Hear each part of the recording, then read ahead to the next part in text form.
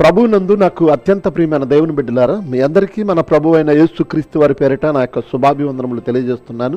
అలాగే నా భారతీయ హైందవ సహోదరి సహోదరులకు కూడా యేసుక్రీస్తు వారి పేరిట శుభములు తెలియజేస్తున్నాను. నా ప్రియ సహోదరి సహోదరులారా, మన భారతదేశంలో అలాగే తెలుగు రాష్ట్రాలలో గత 8 ఏళ్ల క్రితం వరకు లేని మత ఘర్షణలు, మత దూషణలు, ముఖ్యంగా క్రైస్తవ సమాజం మీద ఈ 8-10 ఏళ్లుగా అత్యధికమైన దాడులు జరుగుతున్నాయి. అందులో భాగంగా సోషల్ మీడియా వేదికగా క్రైస్తవ సంఘాలలో మాట్లాడే అనేకమైన వాక్య సందేశాలను కూడా అపార్థం చేసుకున్న కొన్ని మాటలను బట్టి కూడా అదును చూసి మరింత దాడి చేస్తున్నారు. దైవజనుడు సాలెం రాజు గారు చేసిన వ్యాఖ్యలపై ఎంత దుమారం రేగిందో, ఇంకా రేగుతుందో మనందరికి తెలియనిది కాదు.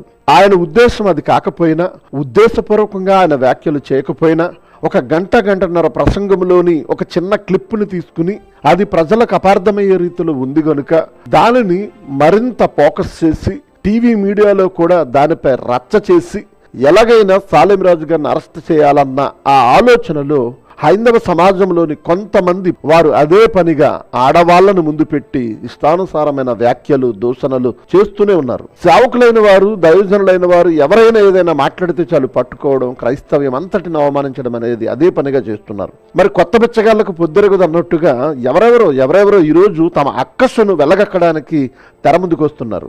ఇన్నాళ్ళు వీరు పరమత సహనం కలిగి ఉన్నారా అనే అనుమానం వారి మాటలను బట్టి రాక తప్పదు.